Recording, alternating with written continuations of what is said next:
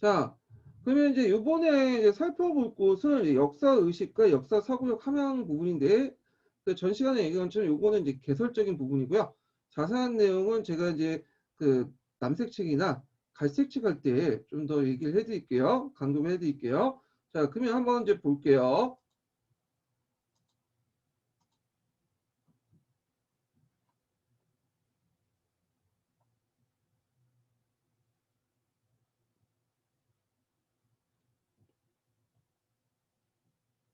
자, 보이시죠? 자, 여기 보면 이제 역사의식, 역사적 사고력 내용을 볼게요. 자, 역사 교육의 목적은 역사 의식과 역사 사고력의 함량도 주목할 필요가 있다. 그래서 역사적 사고력과 역사 의식은 역사 교육의 목적으로 자주 언급되지만 아직까지는 제가 각각 개념이 명확하게 밝혀지지 않고 합의된 결론이 없다는 거죠. 자, 요거는 이제 알 수 있는 것은 역사 의식과 역사적 사고력이 뭐냐 이런 개념이 물어보는 문제가 나오지 않는다는 거죠. 이거는 아직까지는 윤곽만 파악할 수 있지 뭐냐면 이렇게 정확하게 정의된 거는 아직까지 나오진 않아요. 예. 그래서 이제 그 밑에 이제 역사 의식이 뭐고 이렇게 있는데 요거는 이제 넘어갈게요. 문제가 안 나오는 것들은 그냥 넘어가겠습니다. 예. 그래서 이제 요게 역사 의식에 대해서 이제 뭐 견해 중에 그 일본 사람인가? 일본 사람이 제시한 글이 있어요. 이건 안 나와있지만 일본 사람이 이제 거기 역사 의식이 뭔가에 대해서 분류를 해놨어. 예. 요건데 요거는 딱딱 떨어지는 부분이기 때문에 안개에 둘 필요가 있어요. 요거는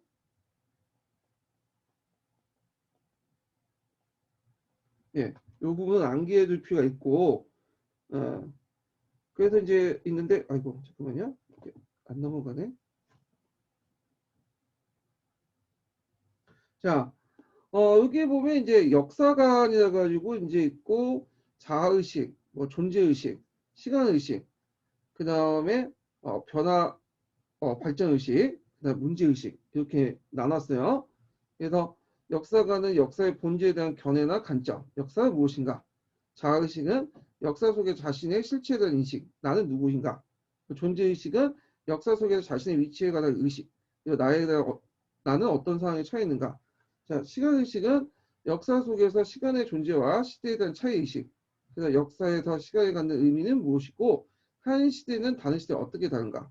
그 다음에 변화, 발전의식은 역사의 발전에 변화와 발전에 대한 의식으로서 역사가 어떻게 발전해왔고 앞으로 어떻게 변할 것인가. 그다음 문제의식은 역사 속에서 인간의 형상의 문제와 실천에 관한 의식, 무엇이 문제이고 어떻게 해결할 것인가. 이렇게 6가지로 나눴어요. 파란 책에 4가지 나왔는데 여기 2가지 더 추가했어요. 그러면 이제 그 밑에도 있지만 여기에서 이제 역사적 사고력까지 관련해서 볼게요. 자, 요건 역사의식이고 이제 역사적 사고력과 이제 연관돼서 보면 어떻게 이제 나눠볼 수 있냐면 자, 역사관하고 문제의식은 1번과 6번은 역사적 사고력과 어디에 관련돼 있고요? 역사적 사고력, 역사적 판단력에 관련돼 있죠. 예. 그 다음에 여기 보면 이제 시간의식하고 변화의식 있죠. 요거는 연대기적 파악력하고 관련돼 있어요.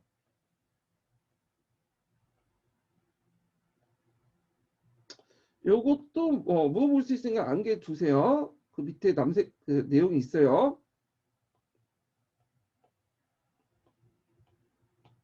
자, 이렇게 해서 이제 6가지로 이제 분류됐고, 자, 여기 보면 이제 역사적 사고력 관련된 특징들이 쭉 나오는데, 그 밑에 3번째 줄을 볼게요.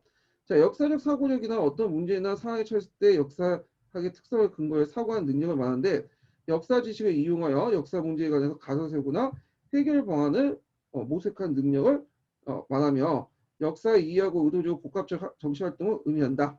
그냥 이거는 참고를 해주세요. 요거 쓰고 나오진 않아요. 근데 요거는 파악을 해야 되겠죠. 역사적 사고력 하위 범주는 파악을 해야 돼. 요거 하위 범주와 관련된 거는 갈색책이나 암색책이 있지만 여기에서 이제 개괄천에서 이름은 정확히 해야 돼. 연대기 첫 파악력. 형광펜을 써야 되는데. 예. 역사적 탐구력, 역사적 상상력, 역사적 판단력. 요 4가지는 기본적으로 암기해 두세요. 다 아시겠지만 요거는 기본 요 관련된 내용은 남색, 갈색 책에 있죠. 그래서 요게 이제 기출문제가 이제 예전에 한 2번 정도 나왔나요? 예. 그래가지고 역사적 판단력이 예, 나왔어요. 역사적 판단력이. 예. 그래서 이제 있는데 이 연대개혁학령은 나중에 남색책이 이제 좀 설명을 하겠지만 제일 기본적인 거예요. 예, 제일 기본적인 거예요. 역사에서 어느 시대에 어떤 것이 무슨 사건이 일어나는 것은 제일 기본적인 거죠. 역사적 탐구력은 제일 넓은 범위예요. 이 네 가지 중에 제일 넓은 범위야. 넓은 범위고 그리고 또 역사적 상상력도 요 안에 있어요. 탐구력 안에 역사적 상상력도 탐구력 안에 있는 범위다. 그 다음에 역사적 상상력은 뭐냐 제일 역사적 사고력이죠. 사회학적인 사고력도 뭐냐면 있는데 제일 이제 역사반에 이제 사회학과 다른 역사적 사고력 하면 역사 상상력을 볼 수 있어요.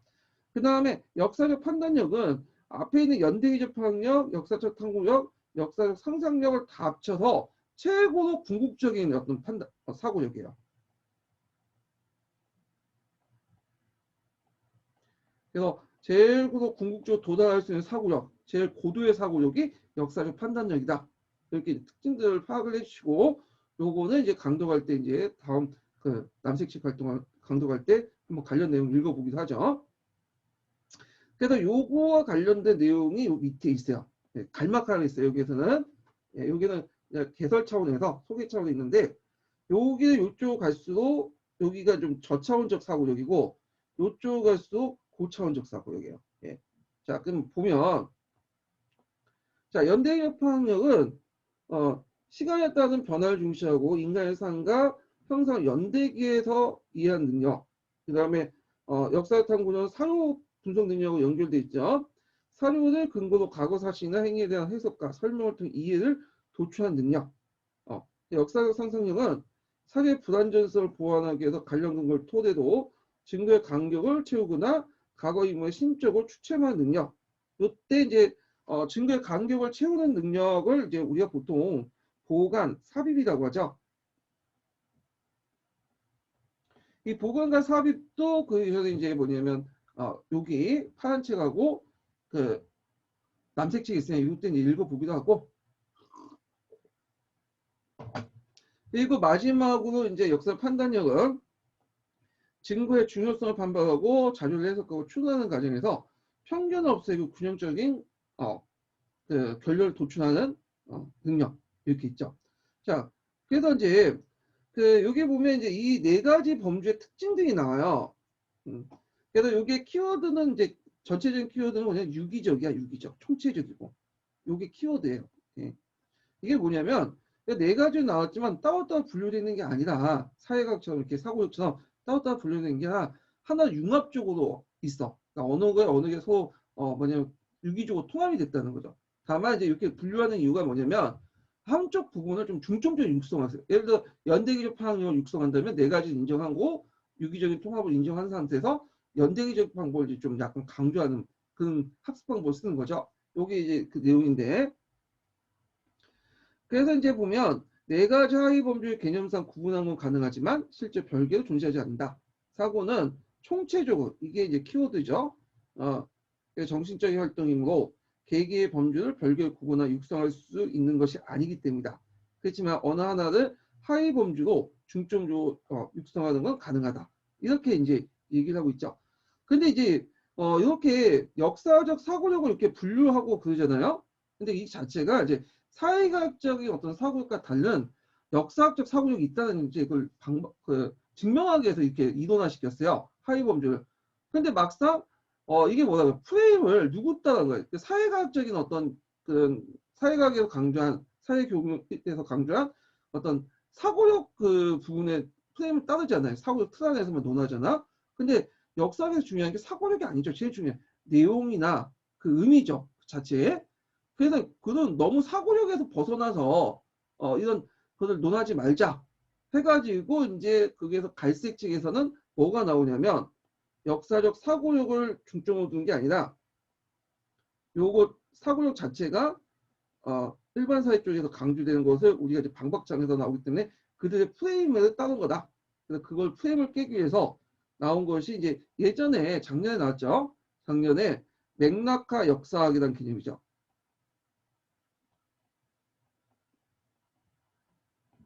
요 개념인데 요거는 이제 갈색 책이 있어요. 갈색 책에. 예. 요 부분은 나중에 갈색 책이 뭐냐면 감독할 때 이렇게 하기하고 여기에서는 뭐냐면 요 정도만 이제 파악을 해두시면 될 것 같아요.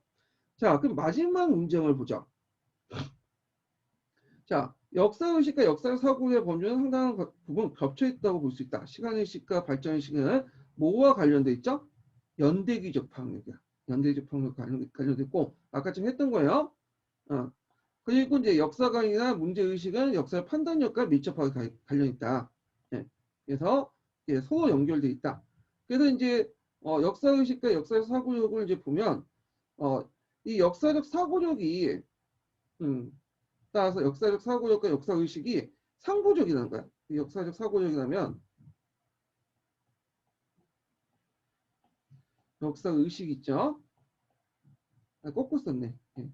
여기가 역사의식, 여기가 사고력, 역사적 사고력이면 그래서 역사적 사고력 연대기, 그 다음에 뭐 상상력, 판단력, 그 다음에 상상력, 판단력이 아니라 탐구력이죠. 제가 말하는 상상력, 판단력 이렇게 이제 차례차례 이제 올라가면 따라서 역사의식도 차례차례 올라가는 거야.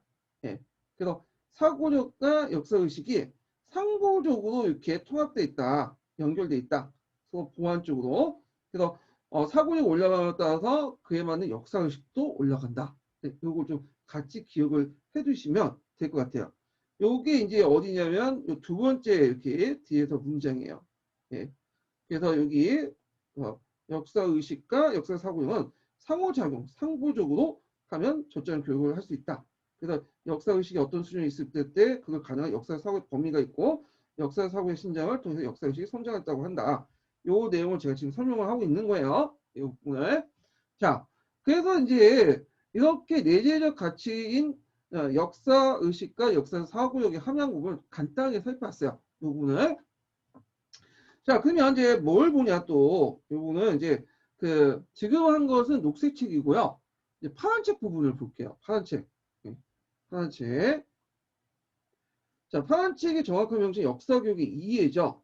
이 겉표지에 파란 책인데, 오래된 책이에요, 이 책이.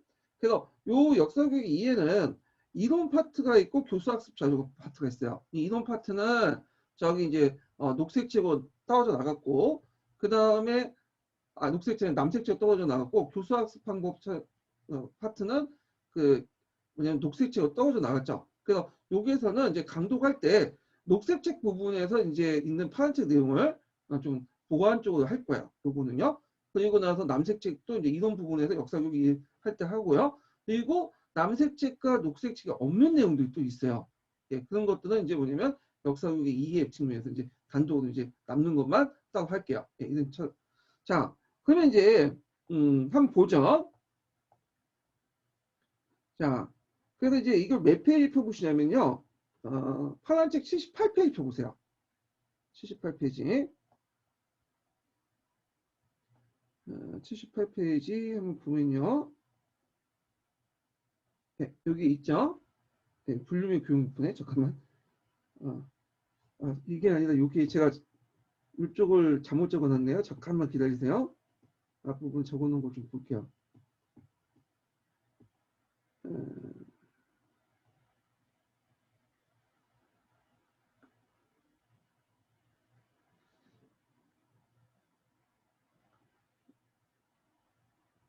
어디 적어놨는데? 자, 제가 좀 약간 험했는데, 그 역사교육의 목적 보니까 이제 파란 책에 34페이지 정도 있더라고요. 예. 여기 이제 보면 이제 크게 역사교육 내재적 가치, 설명이 있고, 그 다음에 이제 여기 이제 역사적 교훈 부분이 있어요. 교훈 부분이 이렇게 있는데, 이렇게 있고, 그 다음에 이제 그 밑에 이제 여러 가지 또 내용들이 있거든요. 자, 그럼 보면, 이제 처음에 이제 보면요.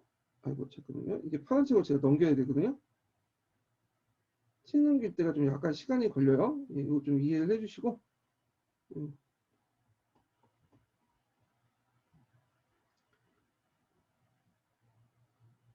이게 38페이지니까.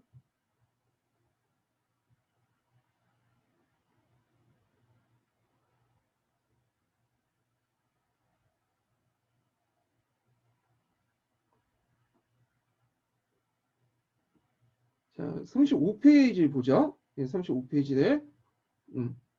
34페이지에서 35페이지인데, 여기가 중간에 잘렸네. 이게 이상하게. 네, 제가 그냥 읽어볼게요.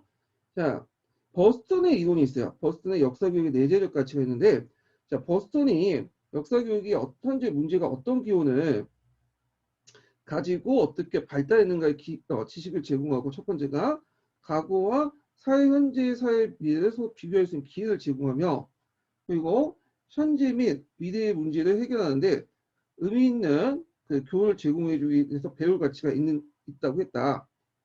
자, 여기에서 이제 첫 번째와 연결되는 것은 뭐냐면 현재 이해 측면이에요. 예, 현재 이해 측면. 예, 현재 이해 측면에서 역사 교육의 가치가 있고요. 두 번째가 이제 과거 사람 생활의 상상적 제공을 통해서 과거와 현재 생활을 비교할 수 있는 기회를 제공하기 때문에 역사의 가치가 있고, 두 번째 문장은, 그 다음에 세 번째는 역사 속에 반복된 사항이 있다는 것을 전제로 교훈의 역사를 강조했다. 네. 그래서 이 사람은 교훈의 역사를 뭐냐면 내재적 가치를 이론으로 봤어요. 자, 버스턴의 이론은 시험 문제 지금까지 안 나왔거든요. 근데 제 생각에는 요건 딱딱 떨어지는 부분이기 때문에 한번 낼 수 있으면 낼 것 같아. 그래갖고 요거 그 세 가지 내용과 그 의미들 파악을 해주시면 될 것 같아요. 요 부분들은. 그 밑에 이제 다니엘스라는 사람이 있는데, 이 다니엘스라는 사람 한번 읽어보세요. 그냥.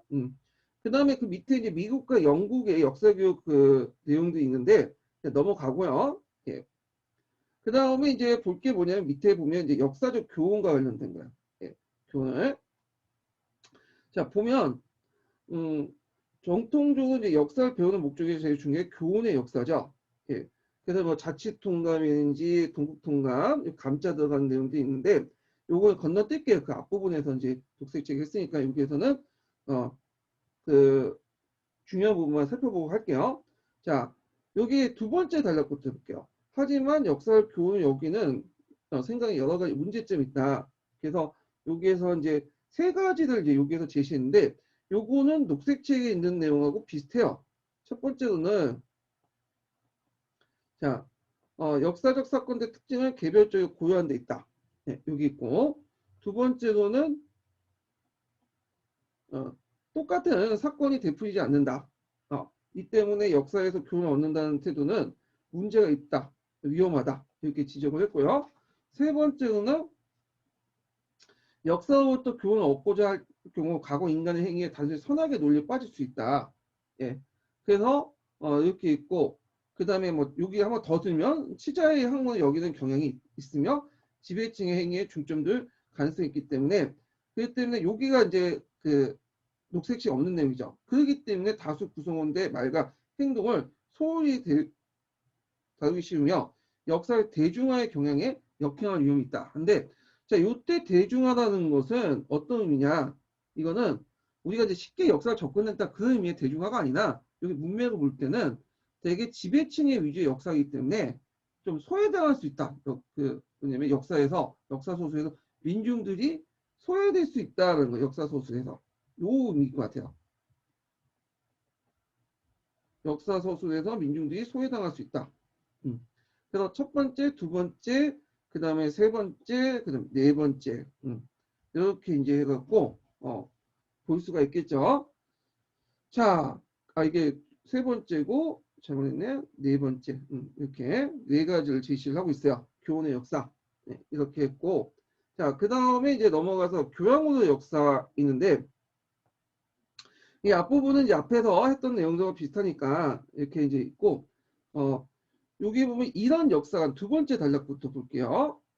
두 번째 단락 보면 이게 이제 그 문제점 있죠. 문제점. 역사적 사실을 많이 기억할수록 역사를 잘 안다는 가능성이 있다. 이거 녹색치가 없는 내용이야. 예.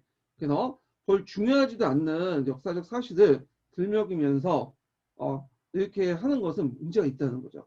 그리고 그렇게 많이 알면 그 뭐 역사를 잘한다. 뭐 이런 식으로 생각하면 컴퓨터나 그런 것들이 더 잘할 수 있죠. 왜냐면 더 많이 알잖아. 근데 그걸 보고 이제 컴퓨터가 뭐 역사 사실 많이 한다고 다 저장을 해 놓잖아요. 역사를 잘한다고 말하지 않죠. 예. 자, 그다음에 두 번째로는 이로 인해서 두 번째요. 이거는 녹색책이 없는 내용이죠. 자, 역사 사실이라도 많이 알면 알수록 주제주의 교육을 클 수 있다. 그러니까 이제 지식을 암기하는 그 암기 과목 이런 것도 있죠. 여기 키워드는 주제주의적 교육관이야. 주제주의 교육관. 예. 그래서 이제 요 두 내용도 이제 파악을 해주시고, 자, 그 다음에 세 번째로는 요것도 이제 뭐냐면 없는 내용이죠. 여기 녹색책에. 지나치게 네. 지나치게 이제 흥미유지 역사에 관심을 쏟을 경우에 역사를 구조적으로 파악하지 못하고 있고 역사의 변화를 어떤 영웅이나 개인에 의해서 좌우된다고 생각해서 우연에 의한 역사가 결정되고 있다. 예. 그래서 이제 있고 그다음에 또 네 번째는 또한 실제 역사적 사실의 흥미를 허구로 혼동할 수 있다. 이것도 녹색책이 없는 내용이죠. 이렇게 이제 볼 수가 있어요. 예. 그래서 요거 좀 없는 내용이 좀 있으니까 교양석사에서 요거 좀 보충을 해주시고요. 자, 그다음 민족 공동체 의식의 고치는 그 녹색책에 뭐와 연결되냐면 유산 전승의 고치와 연결돼요. 전승의 가치와 유산 전승의 가치. 민족주의 네, 이런 것들을 강조하는 그런 것들이죠. 자, 요거 이제 좀 보면요. 여기도 녹색책 있는 내용이 있고 없는 내용이 있어요. 빠진 내용이 있는데 이걸 좀 볼게요. 자, 문제점부터 볼게요. 자, 우선 이런 입장의 역사관은 정신을 지나치게 강조한 관념적 역사관은 빠질 수 있고 이론의 사회 변화 원동력이나 사회 구성들 구조적으로 경시하기 어렵게 만든다.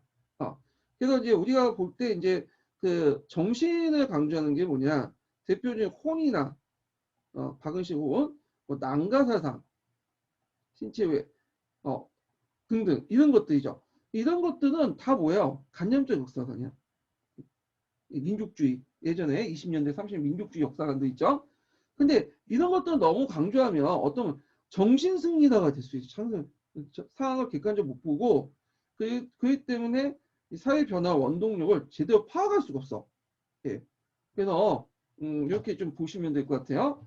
그래서 뭐 첫 번째 이렇게 볼 수 있고 이것도 연결시키면 두 번째 또 나눠서 볼 수가 있죠.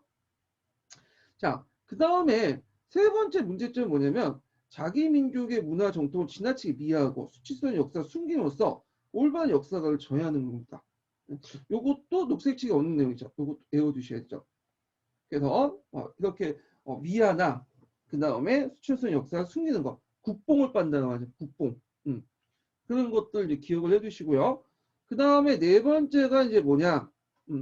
민족주의 역사관을 할 경우에는 국수주의 경향을 따라서 다른 민족 배타적 볼 수 있다.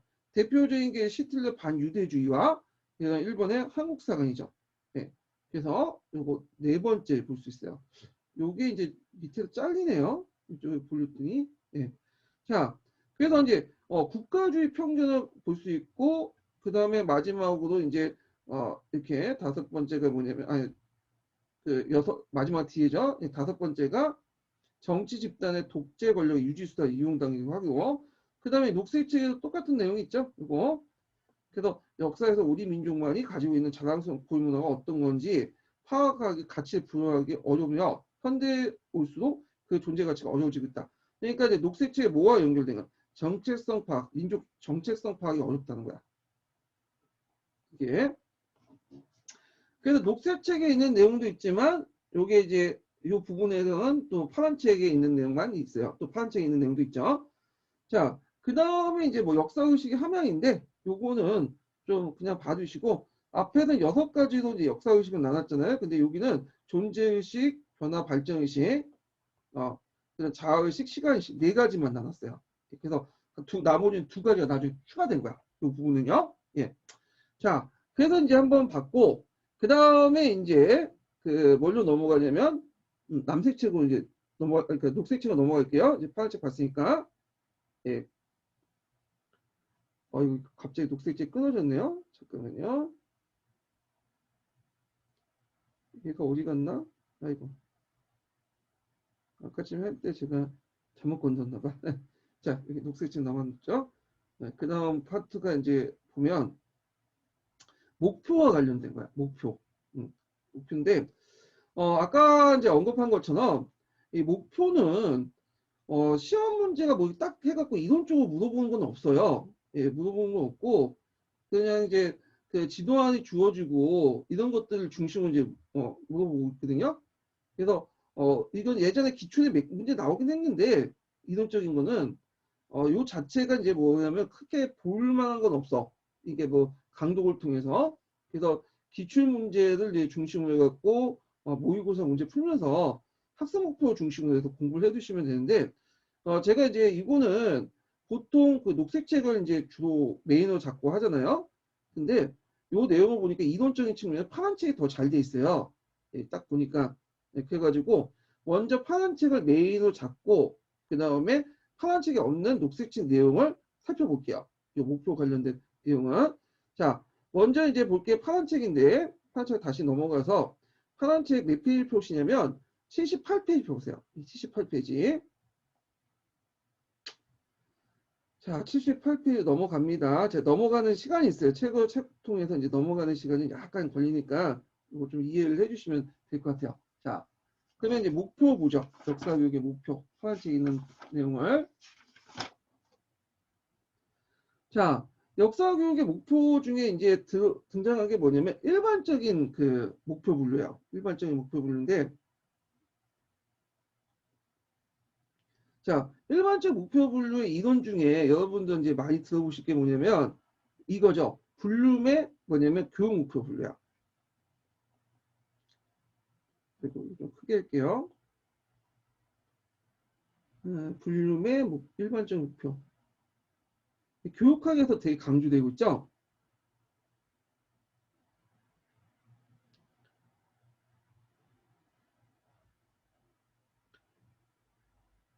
자, 그래서 이제 블룸의 그 교육 목표인데 이게 아마 행동주의 심리학하고 연결돼 있어요. 행동주의 심리학. 예. 그리고 뒤에 있는 콜던 파인즈 있죠. 콜던 파인즈의 목표 분류와 연결돼 있어요.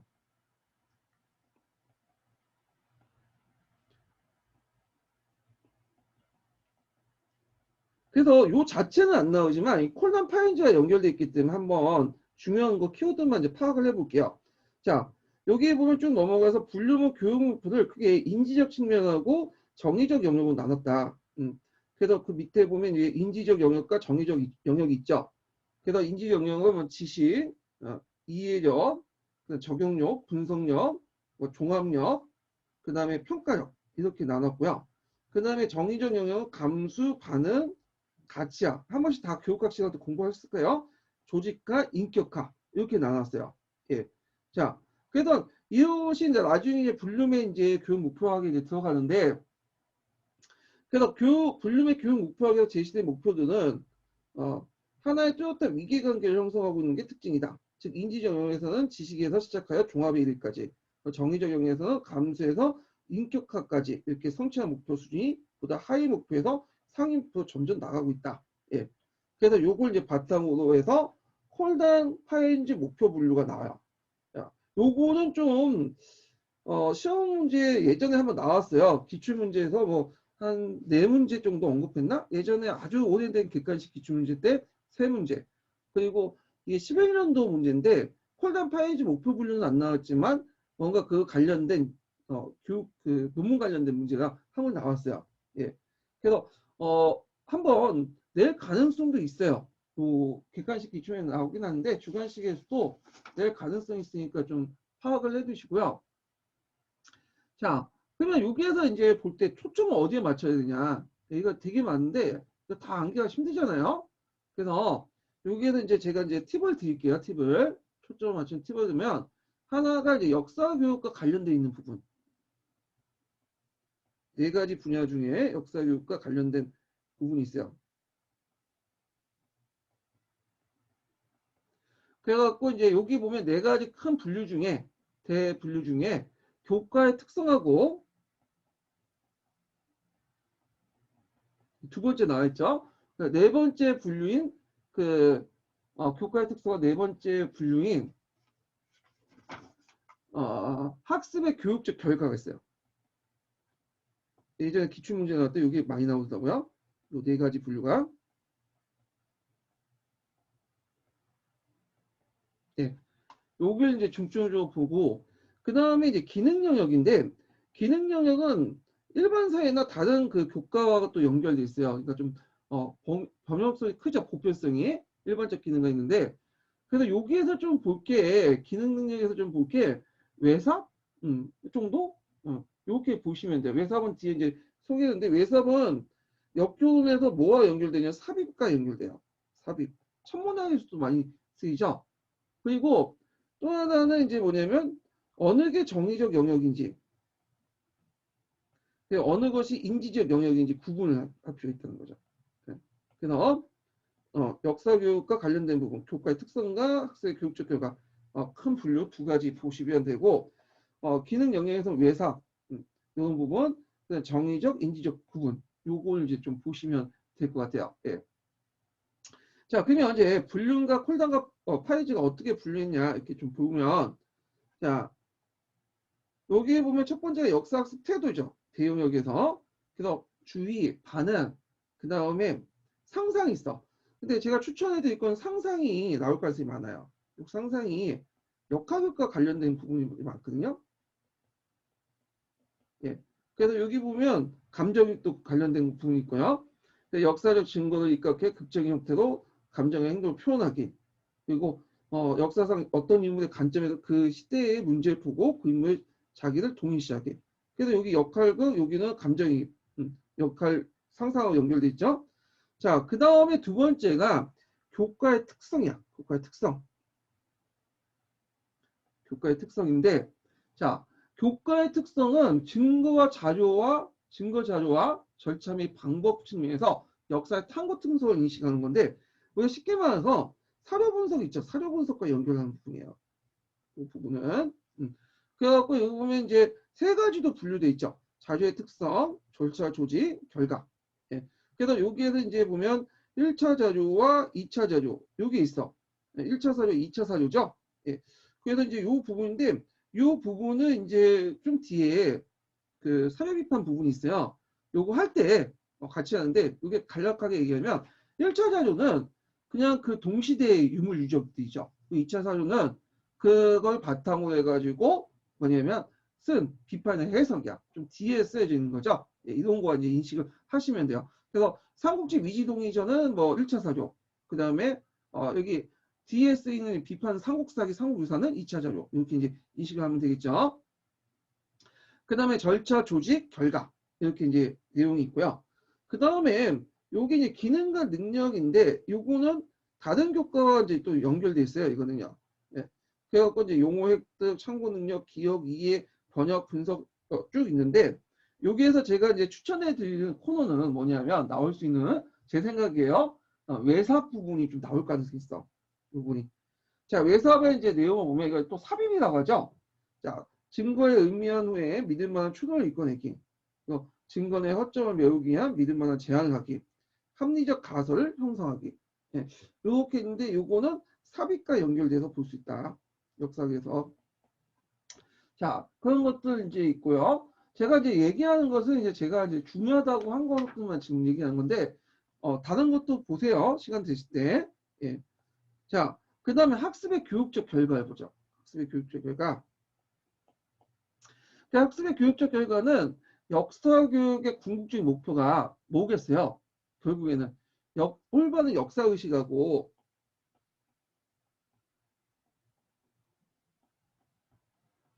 합리적인 판단 능력이잖아요. 요거와 관련된 거야. 그래서 예전에 기출 나올 때 요 대영역 밑에 있는 중단원 영역 있죠. 예. 요게 시험 문제 많이 물어봤어요. 그래서 요거 세 가지는 외워두셔야 될 것 같아. 요 세 가지. 통찰, 가치에 대한 지식, 합리적 판단. 요거 세 가지. 예. 자, 그럼 하나하나 좀 보죠. 요거는. 자, 보면 자신의 문화에서 정상적으로 수용하기 어려운 행동을 공감적으로 말하기. 그리고 이제 다른 신념, 문화, 위경, 관념을 받아들이기. 변화를 인간 생활의 정상적이고 계속적인 부분을 인정하기. 이 부분이죠. 근데 여기 보면 자신의 문화에서 정상적으로 수용하기 어려운 행동을 공감적으로 말하기. 어디에서 많이 들어봤죠? 예. 요거 남색 작품 읽어보신 분들은 그 뭐와 약간 비슷하죠? 맥락적 감정이니까 비슷한 부분이 있을 거야. 맥락적 감정이. 요거 개념들과 유사한 개념이죠. 예. 자, 뭐 이렇게 있고, 그 다음에 이제 보면 사실과 가치를 판단하기, 하나의 특정한 가치가 가치에 대한 지식이죠. 지식의 행동을 결정하며 특수한 결과를 가져온다는 사실 인식하기, 한 개인의 가치 선택을 결정한 요소를 인식하기, 보고된 자료 내용과 편견, 허점들을 확인하기, 합리적 판단, 현재 사회의 복잡성을 인식하기, 그리고 현재 사회의 판단하기, 뭐 이런 것들이 구성되어 있다. 그래서 통찰 가치에 대한 지식, 합리적 판단, 요거 명칭은 정확히 기억을 해두시고요. 그와 관련된 내용들은 뭐 애우기는 힘들더라도 이런 거 어디 속했나는 파악을 해두셔야 돼. 요 부분은. 예. 그러면 여기에서 이제 아까쯤에 팁 중에 어느 게 정의적 영역이고 어느 부분이 인지적 영역인지 파악해 주셔야죠. 요것도 이제 기출에 언급돼 있는데, 자 일단 네 가지 분류 중에 좀 뭐 들리죠? 옆에 드릴을 막 하고 있는데 공사하고 있나 봐. 자, 일단 정의적 특징, 정의적인 영역에서는 학습에 대한 태도, 예. 그 다음에 학습의 교육적 결과가 정의적인 태도죠.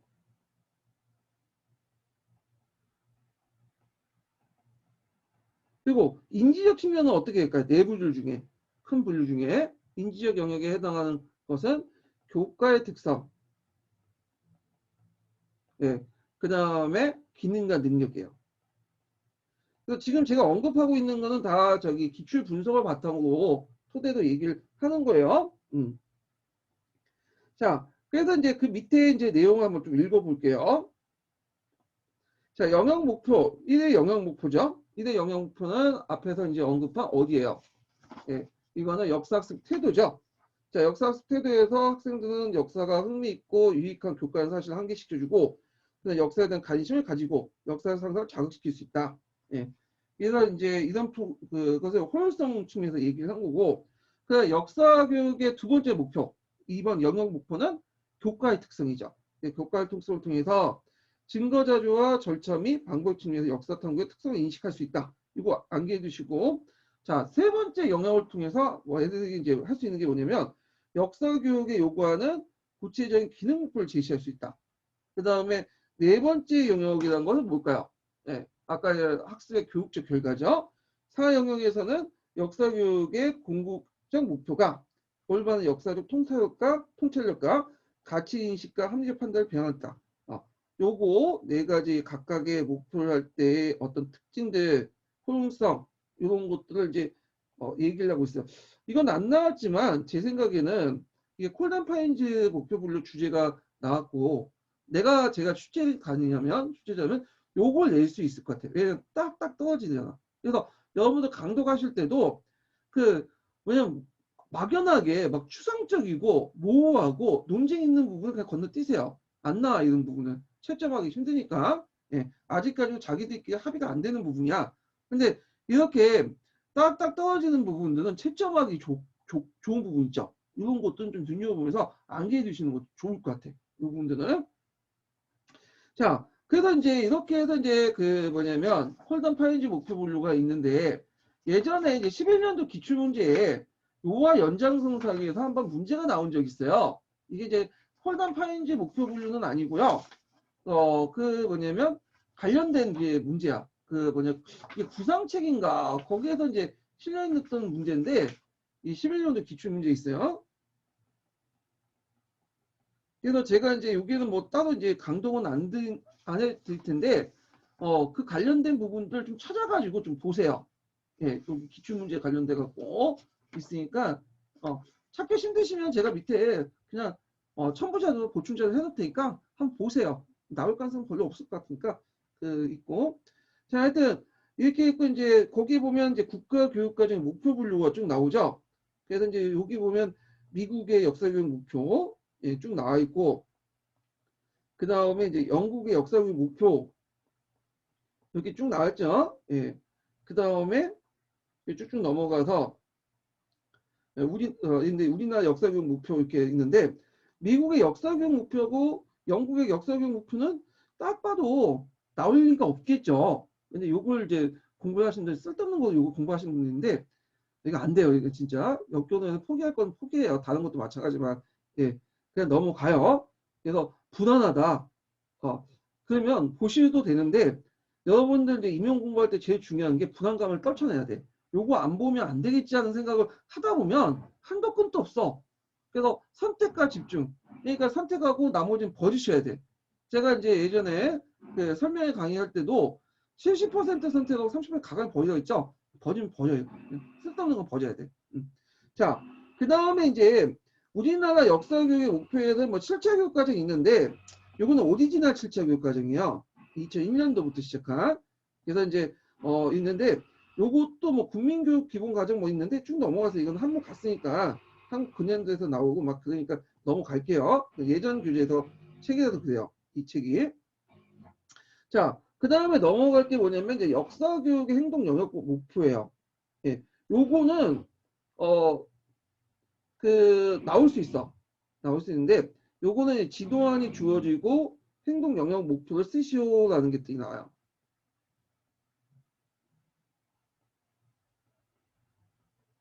그래서 예전에는 단순히 이제 교육학에서 얘기하는 교수 학습 목표 이렇게 쓰라는 거 있죠. 일반적인. 근데 요거는 일반적인 그 목표 쓰는 게 아니라 행동 영역 목표야. 그래서 여러분들 이제 교과서라든지 지도서 보면 그 행동 영역 목표가 세 가지 분류가 돼 있어요.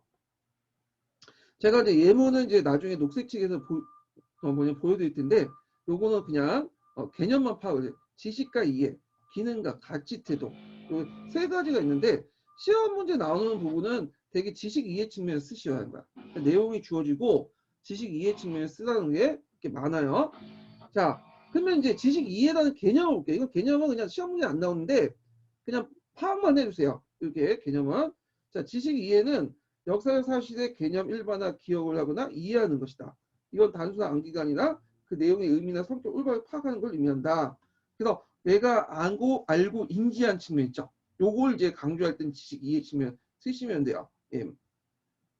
자, 그 구체적인 예문은 제가 녹색책 할 때 보여드릴게요. 그 예문이 나와 있어요. 녹색책에. 자, 그리고 이제 쭉쭉 넘어가서 뭐 그와 관련된 내용도 있는데 이제 넘어갈게요. 이거는 그냥 예. 시험 문제 안 나오니까. 자, 기능을 볼게요. 기능. 자, 기능은 어떤 거냐? 기능 영역은 자, 어떤 것을 잘할 수 있는 능력이나 재능을 가리키는데 따라서 기능을 가지고 있는 것은 어떤 일에 대해 능력적으로 반응할 수 있는 것을 의미한다. 특히 역사교육에서 기능은 학생들의 역사 탐구 능력과 문제 해결 신장이 중요한 수단이 됐기 때문에 결국 가볍게 다룰 수 없는 목표다 할 수 있다. 그래서 이 기능 만약에 기능 영역별 목표를 써라. 지도안이 주어지고 내용이 주어지고 이걸 이제 학습 목표 설정해라. 그런 나오면 지식 이해 측면은 그냥 내가 안다, 인지한다 이렇게 이런 그것을 쓰면 되는데 기능 영역표는 안다, 인지하다 뿐만 아니라 그거를 어떻게 활용하고 뭐냐면 학생 활동이 들어가 있는 거야. 그러니까 요게 지식 이해 측면뿐만 아니라 이걸 바탕으로 뭘 기능 영역 활동 측면을 써야 돼요.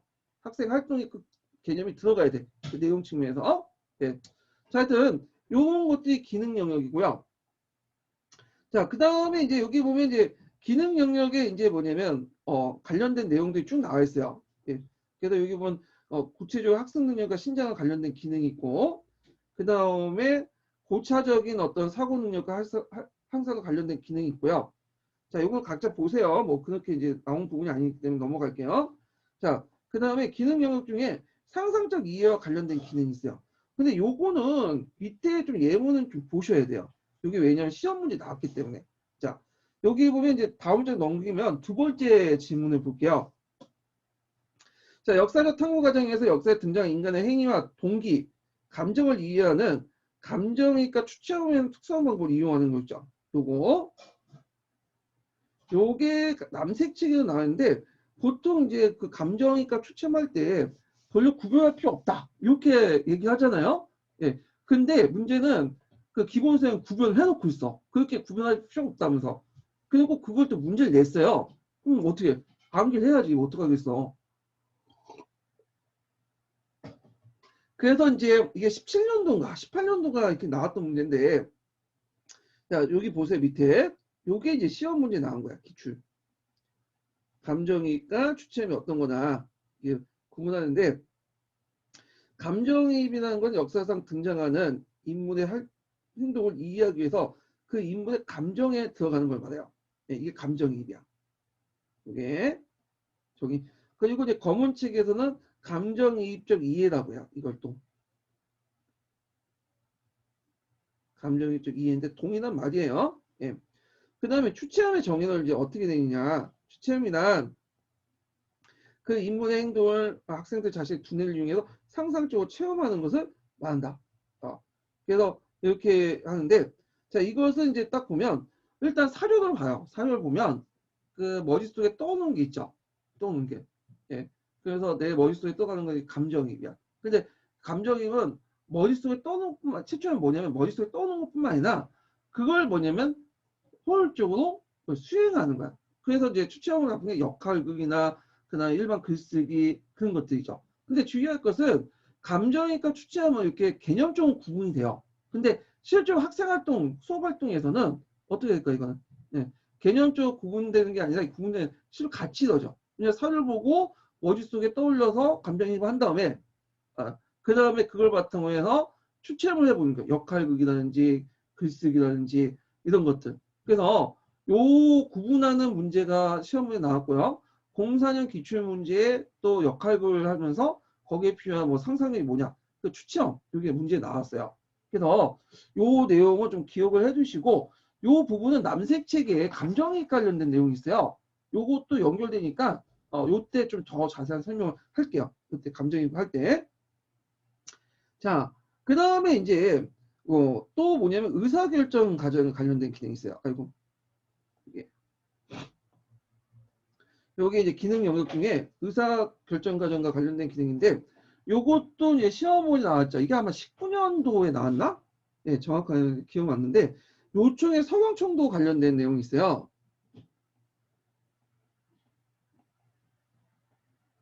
네, 요거와 관련돼 갖고 요 내용이 나와요. 예문이 그대로 나왔거든요.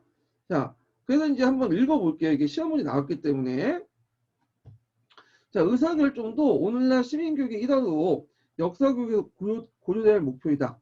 자, 역사적 사건의 전개를 보면 사람들이 의사결정을 통해 문제 해결을 도달을 가정할 수 있는데 그러한 방법들은 오늘날 우리가 직면한 문제를 해결하는데 그대로 활용할 수 있다.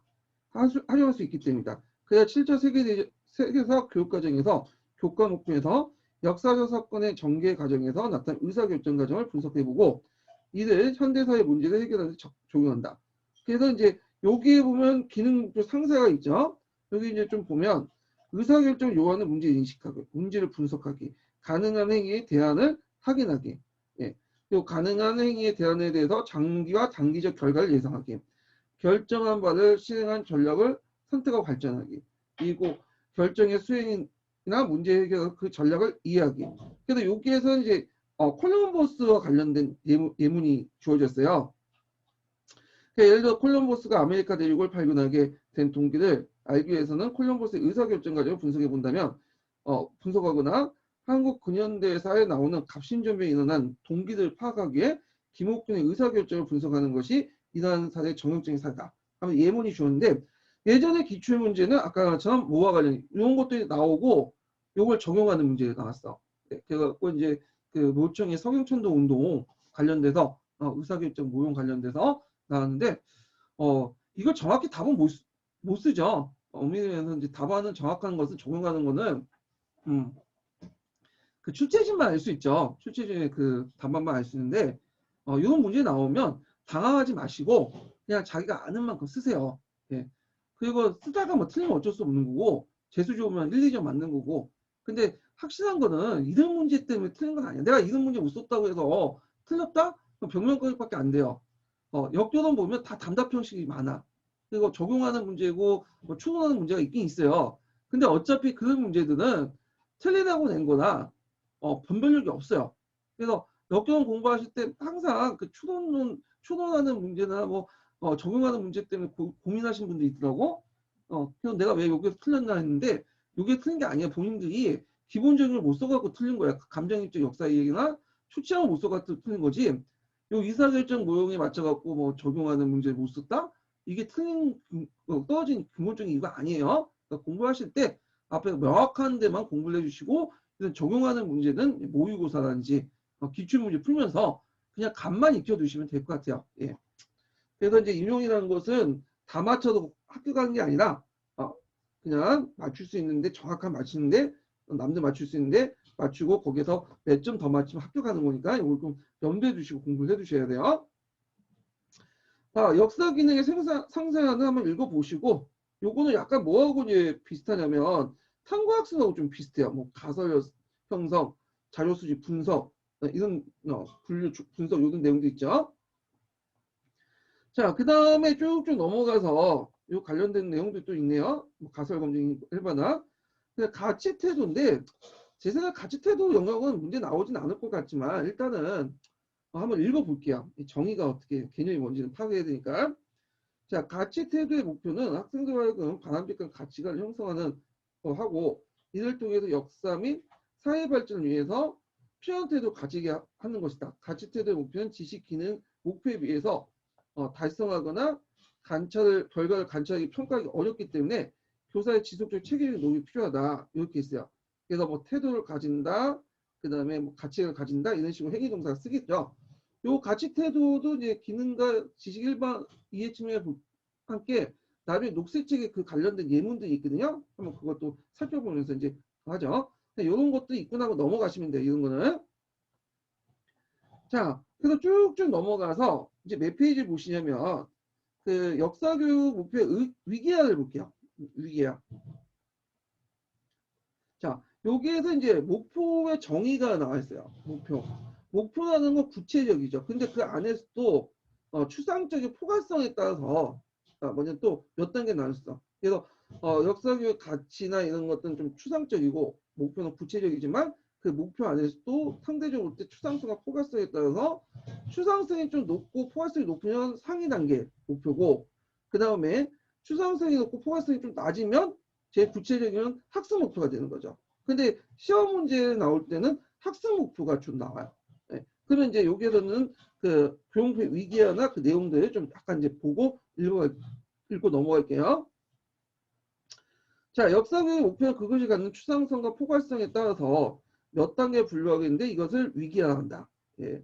여기 뭐 이렇게 공부하면서 이렇게 키워드를 빨간색으로 칠하는 것도 좋을 것 같아.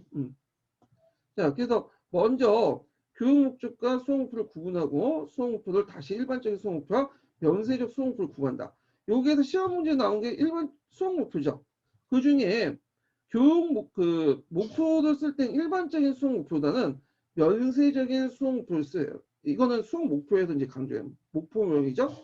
그 교육학에 보면 행동주의 심리학을 바탕한 목표명이 있잖아요. 예, 보통 이제 그 학생 목표 쓰라고 할 때. 네. 그래서 그 명세적 수능 목표와 관련돼 갖고 좀 오래됐죠. 예전에 기출문제 나왔어요. 이게 오래됐는데 뭐 02년도가 03년도가 예, 그때 한두 번 나왔어요. 자, 그러면 이제 쭉 읽어보면요.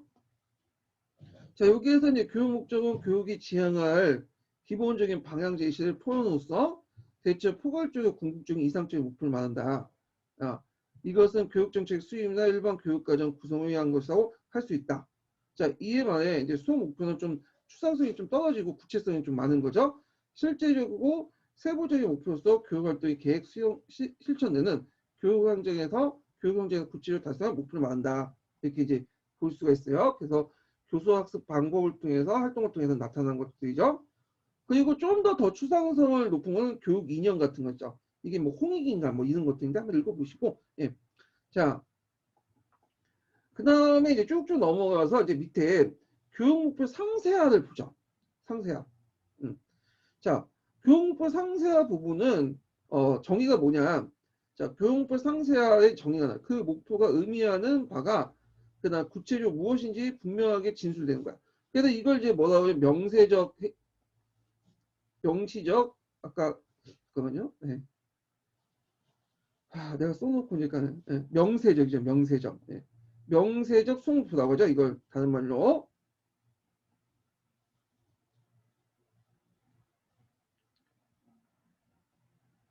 자, 명세적 수목표의 내용은 그 밑에 있어요. 잠깐 이제 밑에 좀 보고 그 다음 볼게요.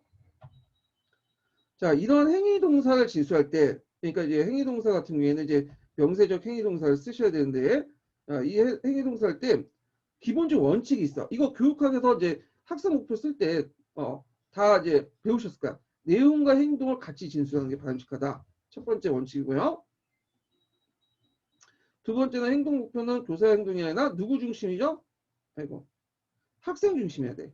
학생 활동을 중수하고, 그 다음에 두 번째는 가정보다는 결과를 강조하는 거죠. 그래서 이걸 이제 뭐냐면 그 학습 목표 할 때 설정한 이론 중에 목표모형이 있어요. 아까 지명해서 이 목표모형의 기본 원칙이야. 이거는 역사과 외에도 다른 과에도 범용적으로 다 적용되는 거야.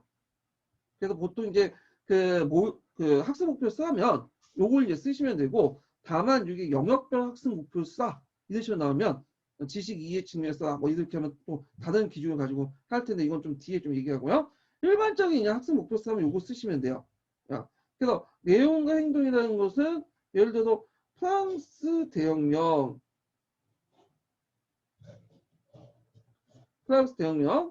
쓰면 안 되죠. 여기다 뭐야? 설명할 수 있다가 되는 거죠. 프랑스 대혁명을 설명할 수 있다.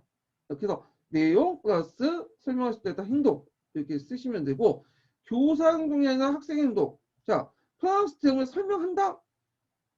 설명하였다 이런 식으로 쓰면, 설명하였다 이 식으로 쓰면, 설명하였다 쓰면 이거는 틀리죠. 누구 입장이야?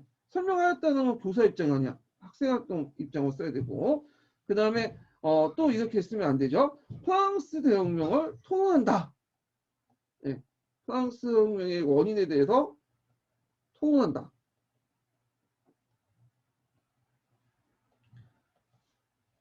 토론할 수 있다. 이런 식으로 쓰면 이것도 틀리죠. 왜 틀리겠어요?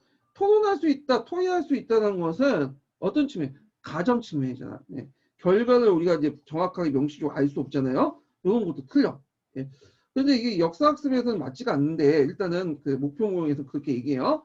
그러면 여기에서 이제 행동 목표, 그러니까 행위동사를 쓸 때 우리가 이제 주의할 것은 일반적 행위동사를 쓰는 게 아니라 명시적 행위동사를 써야 돼. 명시적 행위동사는 뭐냐? 명시적 행위동사는 관찰 가능한 행위동사야. 외부에서 제3자가 올게 측정 가능한 행위동사를 써야 된다. 그래서 이제 이 행위동사들을 지금 여기 이 명세적 행위동사도 있죠. 요거에 대해서 이제 쭉 나열돼 있어. 인지적 측면하고 뭐 정의적 영역 측면에서 얘를 지금 행위동사를 쓰셔야 되겠죠. 그래서 예를 들어 인지한다, 열거한다, 정의한다, 열거한다, 선택한다, 찾아낸다, 확인한다, 정당하다, 요약하다, 확인한다. 이거 다 관찰 가능한 거잖아. 정의적 영역도 그렇고. 그래서 뭐 안다, 인지한다, 이해한다 이런 말 쓰면 안 돼. 이거는 일반적 행위 동사이기 때문에 주변에 관찰 가능하지 못하죠. 요걸 학습 목표에 쓰면 안 된다는 거죠. 다만 영역별 학습 목표에서 지식 이해 측면이나 이런 측면 쓸 수 있지만 일반적인 학습 목표에서는 쓰면 안 돼요. 목표 모형이니까 그러면. 그래서 이제 요 관련된 문제가 나왔으니까 좀 기억을 해두시고요. 이걸 이제 뭐라고 하냐면 교육 목표 상세하라고요. 상세하. 그리고 또 하나 나온 게 뭐냐면 상세하 2점이 나왔어요. 이게 02년인가 01년인가 그때 나왔던 것 같은데 05년 공사기출문제 나왔다. 05년 공사기출문제. 자, 상세하 들어가기 전에 제가 그 인증번호, 강의 인증번호, 또 두 번째 인증번호 알려드릴게요. 두 번째 인증번호는 50번이야. 50번. 인증번호, 두 번째 인증번호예요. 적으셨죠? 지울게요. 자, 그러면 요 상세하, 좀 보죠. 그 두 번째 단락이죠. 외워 두셔야 돼요. 요거는 기초에 나왔던 거기 때문에. 자, 교육 목표가 상세하게 이루어지면 교사는 자기가 가르쳐야 할 내용과 행동을 분명히 파악하여 수업을 체계적으로 조직하여 전개할 수 있다. 누구 입장에서 이제 이점인 거죠? 교사 입장에서. 예. 교사 입장의 장점이죠. 자, 그 다음에 이제 두 번째는 학생 입장에서 나온 거야. 학생 입장. 자, 무엇을 어떻게 공부해야 할 것인지 보다 명확히 알므로써 학습 동기를 일으킬 수 있다. 요 두 번째 장점은 학생 입장에서 이제 장점이고, 그 다음에 세 번째는 누구 입장에서 이렇게 평가 측면이에요. 평가 측면. 예전에 시험 문제 나왔던 게 평가 측면이에요. 그래서 가르치고 배운 내용을 정확히 확인함으로써 평가 문화를 작성하기 쉬워 학습 평가의 타당도와 신뢰도를 높일 수 있다. 관찰 가능성을 높이니까 신뢰도 높이고, 신뢰도 높이니까 목표하는 것을 어떻게 추구할 것을 정확히 할 것인가 측정할 수 있는 타당도 높일 수 있죠. 달성할 수 있는가? 그래서 관찰 가능한 거기 때문에 신뢰도 확보함으로써 그 학생이 얼마나 목표를 달성했는가를 알 수 있는 타당도도 같이 높일 수 있다. 그래서 요거 세 가지 그 뭐냐 상사의 장점을 학생 측면, 교사 측면, 평가 측면 이렇게 이제 파악을 해두셔야 될 것 같아요. 요게 이제 예전에 시험문이 나왔으니까 보시고요. 자, 쭉쭉 넘어가서 이제 역사교육 내용 구성 요소가 이제 나오는데 요거는 이제 뒤에 이제 녹색 그 파란 녹색색 기준으로 좀 얘기할게요. 내용 구성 요소는. 그래서 이제 지금 파란 책에 관련된 내용, 목표와 관련된 내용을 목적과 관련된 내용을 이제 얘기를 했고요. 좀 쉬었다가요. 쉬었다가 뭘 이제 얘기하냐면 이제 녹색 책과 관련된 그 목표 관련된 부분을 얘기할게요. 예.